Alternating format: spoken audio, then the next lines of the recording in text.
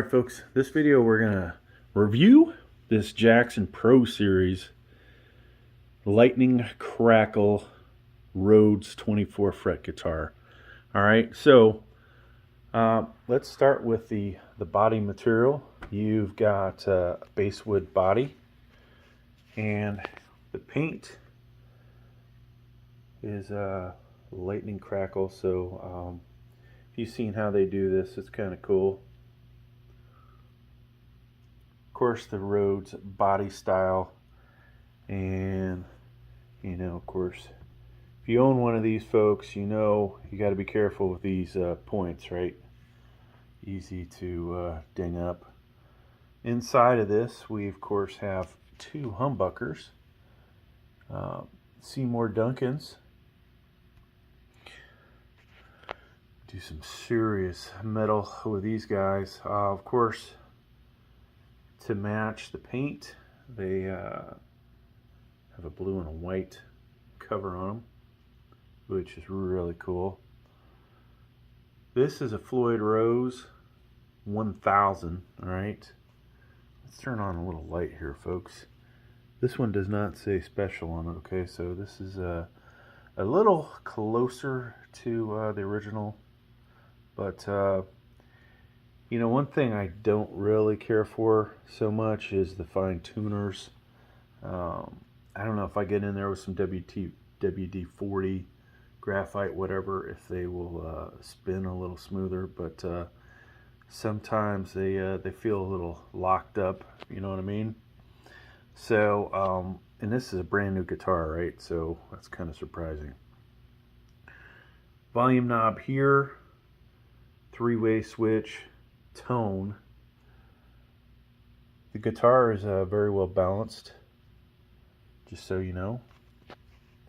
Let's take a look at our neck. So this is a 12-inch to 16-inch compound radius. There are 24 frets on this, and of course, good old Jackson has the pearloid shark fin inlays, which are one of the things I think I've always loved about these guitars.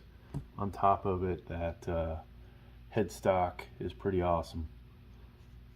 Got the Floyd Rose nut up here, and so ebony fretboard. Could be a little darker looking, almost looks like rosewood in some angles, but supposed to be ebony. You've got white binding. This one place where on this guitar honestly is not the most impressive binding. Now, everybody likes to do this good deal. These things are super smooth, the frets, what you would expect honestly from a USA made Jackson. The overall scale, 25.5 inches. The fret up there should be 1.6875. What did I say? The fret, the nut. So underneath the truss rod cover, that's where you would adjust your truss rod. All right, flipping it over. Unlike the better quality made ones, these are plastic covers. When I grab this and hold it, it does closely feel like my old RR1s that I used to have when I was really playing guitar. The neck feels nice and we'll say stiff, like it's quality made, right? Not some piece of cheap material. It's a relatively quick neck, but there is something missing, and quite honestly, I would say it's in the sound department. With those old RR1s that I used to have, pre-Fender, when you would strike a chord and it would just feel like it would ring forever, there just felt like there was something super special about the guitar. Before they got ungodly expensive, right? So a USA made version of these what do you get them for now? New, you know, 3,000-4,000, maybe more. Used, maybe you're lucky to find one in the high 2,000s, but most likely in the 3,000s. Which makes me feel like the ones that I had a small fortune of USA made guitars, USA made Jacksons, and yeah, I wish I had them now, because the resale, I only have two of the 10 that I used to have. All right, so crafted in China. I will say, folks, and this is where I can give this the biggest positive. I would buy another Pro Series. Now, would I buy another one of the Jacksons? Let's drag one out here. So here is a Rhodes winter camo. This has Jackson active pickups. This has a Floyd Rhodes special in it. One extra volume knob. Different, it's a toggle switch. It's got the 3-way selector. The difference, folks, in these is amazing. This neck, you know, feels ridiculously thick. It doesn't feel very fast. This one does. The sound out of the Seymours compared to these Jackson Actives, huge difference to my ear. And I might not be the greatest guitar player, but I definitely feel like I know good sound when I hear it, right? So, of course, you know, the other bridge would be better than this one. This one has also the same deal where it's kind of sticky.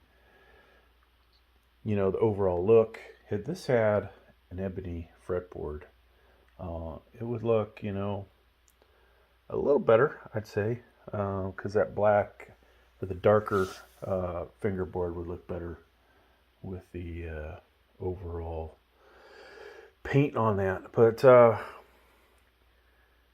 you know, this one definitely higher quality.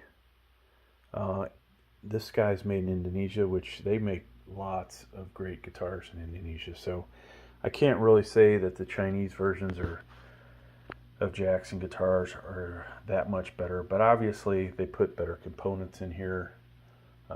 This one just sounds better. Now, would it sound as good as a USA made RR1? No. But, you know, for the money, is this worth it? That's really the question. Buying it new, that's very questionable, right? If this Rhodes Pro Series is worth it.